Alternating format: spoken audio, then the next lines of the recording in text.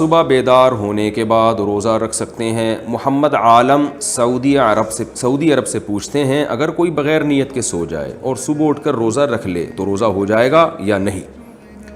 بھائی اگر آپ بغیر نیت کے سو گئے تو نصف النہار سے پہلے آپ نیت کر سکتے ہیں نفل روزے کی۔ رمضان کے قضا روزے کی نیت نہیں کر سکتے آپ۔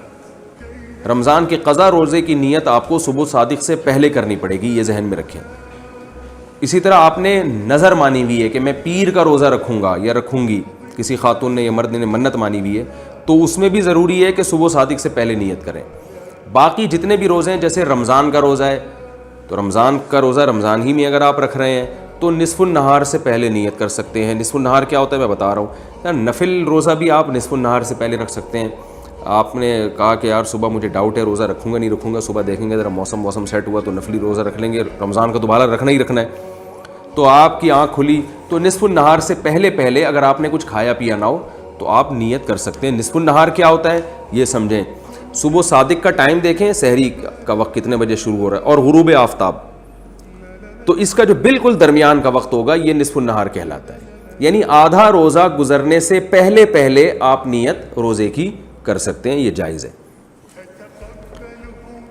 شادی سے پہلے تصویر دیکھنے اور بات چیت کرنے کا حکم۔ محمد جنید ملیشیا سے، شادی سے پہلے لڑکا لڑکی ایک دوسرے کی تصویر دیکھ سکتے ہیں اور کیا ایک مرتبہ فون پر بات بھی کر سکتے ہیں؟ کر سکتے ہیں، اگر کوئی آپ کو ڈاؤٹ ہے تو اجازت ہے اس کی۔ تصویر جو ہے اگر دیکھنی ہو، بہتر تو یہ ہے کہ خود ایک دوسرے کو دیکھا جائے، جو ہے نا براہ راست دیکھا جائے، کیونکہ لڑکیوں کی تصویریں جب اس طرح سے واٹس ایپ وغیرہ پہ جاتی ہیں وہ پھر سیو نہیں ہوتی۔ وہ تو اگر آپ ڈیلیٹ بھی کر دیں تو موبائل کی جو دکان والے ہوتے ہیں وہ وہاں سے ڈیٹا ریکور کر کے پھر وہ تصویریں جو ہیں وہ اپلوڈ کر سکتے ہیں نیٹ پر اور ادھر ادھر۔ تو لڑکی کی تصویر موبائل پہ سیو نہیں ہوتی، اس لیے اس میں اجتناب کرنا چاہیے۔ دیکھنا جائز تو ہے رشتے کی نیت سے، ڈیجیٹل تصویر کی بات کر رہا ہوں، اور لیکن افضل یہی ہے کہ جو نبی صلی اللہ علیہ وسلم نے بتایا کہ جس سے نکاح کرنا چاہتے ہو اس کو ایک دفعہ دیکھ لو، تو براہ راست دیکھنے کا حکم ہے۔ ویسے بھی تصویروں میں دھوکے بہت ہوتے ہیں، کئی شادیاں تصویروں کی بیس پہ ہوئی ہیں، وہ تصویر میں کیا تھا اور بعد میں کیا نکلا، ایک زندگی بھر کا ایک درد سر بن جاتا ہے لوگوں کے ساتھ۔ تو جو افضل طریقہ ہے وہ یہی ہے کہ یعنی اس طرح سے براہ راست دیکھا جائے، یہ زیادہ بہتر ہے۔ بیوی کا بغیر عذر طلاق کا مطالبہ کرنا۔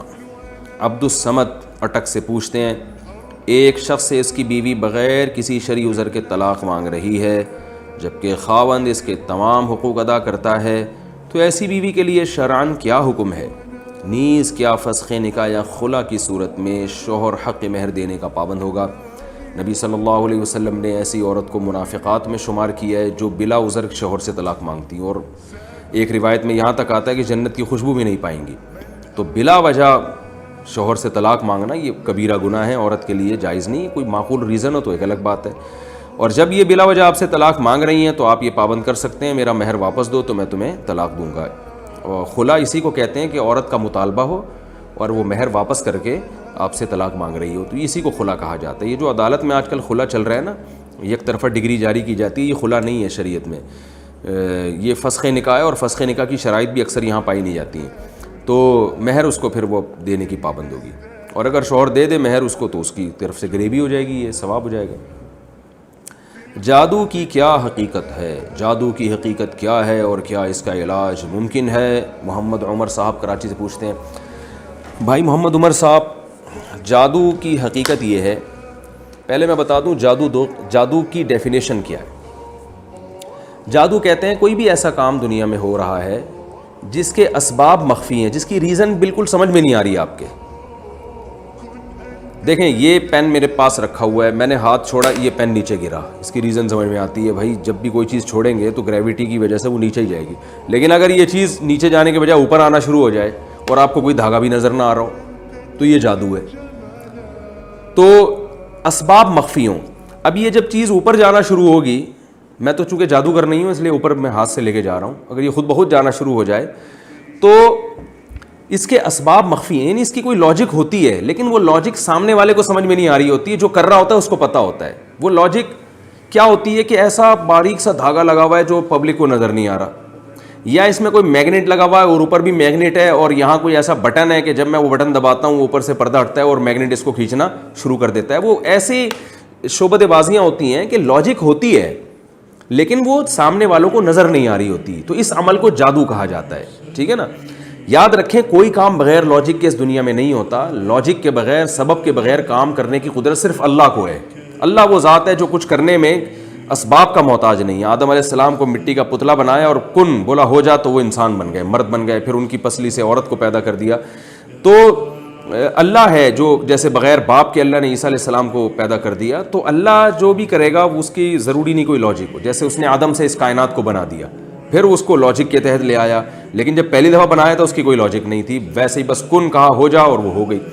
تو اللہ تعالیٰ اسباب کے تحت بھی کام کرتے ہیں اور اسباب سے ہٹ کے بھی کام کرتے ہیں. لیکن انسان یا کوئی بھی مخلوق اللہ کے سوا وہ کوئی بھی کام کرے گی تو اس کی کوئی لاجک ہوگی, اس کی کوئی ریزن ہوگی. تو وہ ریزن کبھی سمجھ میں آ رہی ہوتی ہے, جیسے میں نے کہا کہ میں نے یہ پھینکا یہ نیچے چلا گیا, یہ ریزن سمجھ میں آ رہی ہے. اور کبھی وہ ریزن دکھائی نہیں دے رہی ہوتی, وہ دکھائی نہیں دے رہی ہوتی. جیسے میں نے بتایا یہ پین اگر خود بخود اوپر جانا شروع ہو جائے تو یاد رکھیں یہ خود بخود نہیں جائے گا اوپر, اس میں کچھ ایسے دھاگے لگے ہوئے ہوں گے یا کچھ ایسا میگنیٹ ہوگا یا کوئی ایسا کام ہوگا کہ وہ آپ بیوقوف بن رہے ہوگے لیکن وہ پس پردہ ہو رہا ہوتا ہے. تو اس کو یہ ہے جادو کی ڈیفینیشن کہ کوئی بھی ایسا کام جس کا سبب مخفی ہو, چھپا ہوا ہو, ہمیں نظر نہ آ رہا ہو, اس عمل کو جادو کہا جاتا ہے. اس کی پھر دو قسمیں ہیں. ایک قسم وہ ہے کہ جو خفیہ تدبیریں استعمال کر کے شعبدے بازی جسے کہا جاتا ہے. جیسے میں نے بتایا چپ ایسا دھاگا لگا دوں ٹرانسپیرنٹ وہ نظر ہی نہ آ رہا ہو آپ کو, اور یہ اوپر جا رہا ہو, بندہ اوپر بٹھایا ہوا اس کو کھینچ رہا ہو, تو آپ تو سمجھیں گے خود بخود جا رہا ہے, حالانکہ وہ اوپر کوئی بندہ بیٹھا ہوا ہے. جیسے میجک شو جتنے بھی آتے ہیں, وہ جی آستین سے کبوتر نکال دیا اس نے, اور وہ انڈا یوں کیا تو انڈے کو یوں کیا تو انڈے سے بچہ نکل آیا. وہ ہوتی ٹرک ہے, وہ اسباب ہوتے ہیں, وہ بڑی زبردست ٹرک ہوتی ہے ان کی, وہ سیکھنے سے سکھا بھی دیتے ہیں. جیسے آپ نے دیکھا ہوگا وہ 2 ٹکڑے کر دیے دھڑ کے, وہ اصل میں ٹانگیں فولڈ کی ہوئی ہوتی ہیں, ہمیں لگ رہا ہوتا ہے کہ یہ ٹانگیں الگ ہو رہی ہیں, وہ الگ نہیں ہو رہی ہوتی. تو اس طرح کے دھوکے. یا ممتاز بیگم آپ نے چڑیا گھر میں دیکھی ہوگی, لومڑی ہے, اوپر سر اس کا عورت کا ہے, پیچھے پوری لومڑی ہے. وہ اصل میں لومڑی نہیں ہے, وہ کوئی خاتونی نیچے ہوتی ہیں, وہ پیچھے لومڑی کا دھڑ لگایا ہوا ہوتا ہے. تو ایسی شعبدے بازیاں یہ بھی جادو ہے.